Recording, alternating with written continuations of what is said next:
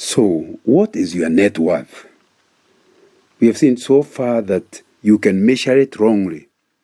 You can measure it using your clothes, and that's not really who you are. It's not your worth. You can measure it using your title, and again, that doesn't give you who you are. And you can measure it using your wealth, and again, it doesn't tell you who you are. But then you can measure it using your body, your health. But here we are learning, it is you, the real you, is inside a body, which is similar to putting something very precious in a jar of clay. Your body is like a jar of clay. That's why it has a sell by date. But the real you will live for eternity. So verse 2 Corinthians 4:7 is saying, but you have this treasure in jars of clay to show that this all-surpassing power is from God and not from us. Your worth is given by God, not by the body, not by health. You may be sick.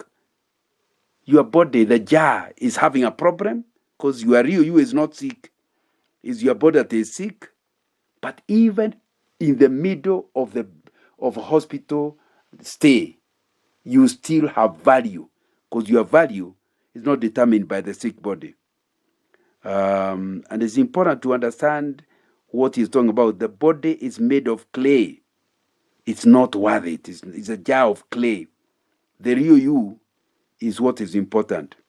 You know, even a king with all the power he has is inside the same jar of clay. That's why you'll be a king and get sick.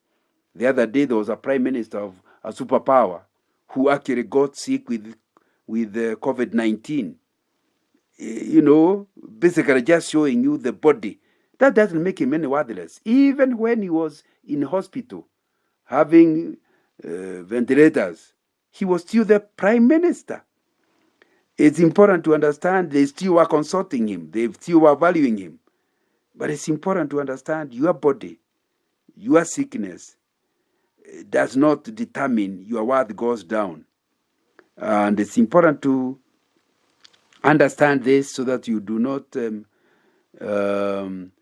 if for example, you are a professor, then there is a fighting and you end up a refugee. And in the refugee camp, the only job you are given is to sweep the streets of the refugee camp. When you are sweeping, you are not less valuable than when you used to give lectures in the great university. Your value is not related with where you are. So let's be clear. We pray for health, but being healthy does not give you more value than being sick. Being sick does not give you less value than being healthy. And it will be important that you see that for yourself, because that will be very helpful. So as you discuss this issue of your net worth, who are you? How do you value yourself? Please do not regard yourself as worthless because you are sick. God has put, 2 Corinthians 4:7 is saying, has put something valuable, the real you, your real worth. But inside, in fact, he's calling you a treasure, but in a jar of clay. In the process, you start understanding your value is not in the clay. Your value is not in the jar. Your value is in God, what God has put inside the jar of clay. And it's my prayer that you start seeing yourself as that you see yourself valuable on the basis of what God has put in you. And that will be important. You know, there's a story of a rich man that is told, that looked at life on the basis of the things he owned. Luke chapter 12 verse 15. In the story we are told, then he said to them, watch out, be on your guard against all kinds of greed. Life does not consist in an abundance of possession. The King James says, life does not consist in possessions. That means you are not your possessions. And it's important that you understand that very, very clearly. You are not your possessions. Not at all. You are not possessed by your possessions. And I think that will be something. Do not allow what you own to determine who you are. And I think that's what I understand by we do not consist in the things we possess. We are not the things we possess. They are there, we own them, but they are separate from us. You and your possessions are two different subjects. Whether they increase or go down, like we saw earlier, it doesn't affect you. That's what Jesus wanted this rich man to understand, that he should not tie himself to the things he has or does not actually have. We do not consist in our possessions. We do not consist in the abundance of our possessions.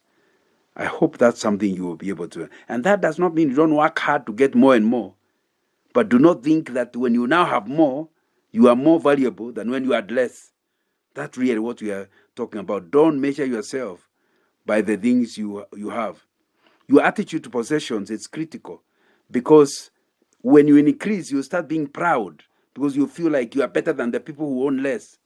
Pride is foolishness, because all of us, our worth is what God has put in us, not the things we actually possess. Or sometimes you feel poor. You used to be in a job that you give you money. Now you have been made redundant. You are jobless. You start feeling less valuable. No. Your attitude to wealth must be such that you realize you are not your possessions. It rises or falls without necessarily affecting you. Your bank account may be red or green. It doesn't affect you. Yes, as long as you have something to eat, you have something to clothe your nakedness, and you're in a shelter.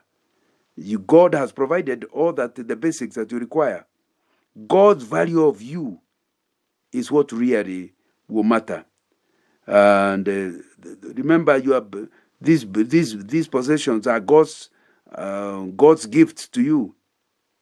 But your riches could be what he says brings curses, brings you trouble. And it's important to understand, in these jars of clay, part of the problem may be you are too worried, and so you end up feeling sick because you are too tied to the things you actually possess. And it will be important to ask yourself, have you discovered that your value is not tied in any way to the things you possess? Once you understand this, some things will follow as we finish. You're not, for example, like in my vernacular we say, the Haina seventh commandment, which is never leave anything that has been found. What that forces you is you can bribe, you can do anything not to lose your possessions. That is, you are giving your possession something it doesn't require. That means your boss can force you to lie, but you are so afraid of losing your job. No. Even after you lose your job, you still have value. So you can keep to what is right. Same thing when you have the wrong idea about value, your body desires can start controlling you, because you are not able to tell who you really are. You think your desires are the ones that determine who you are, and you become desperate. My friend, that will not be a good thing to do. People are not the things they possess. People are what God has put in them. So, as we finish, are you adding, God brought you here to be valuable to humankind? Are you living your life such that you are valuable to them? Whatever it is you feel God has sent you to achieve, do it. That's where your value is. He is saying he has put in this jar something, a treasure. You are a treasure, very valuable. But of course, you are put in a jar of clay. You may be crippled. Your body may not be perfect, but God has something he wants to achieve in you. May you discover your net worth is in God.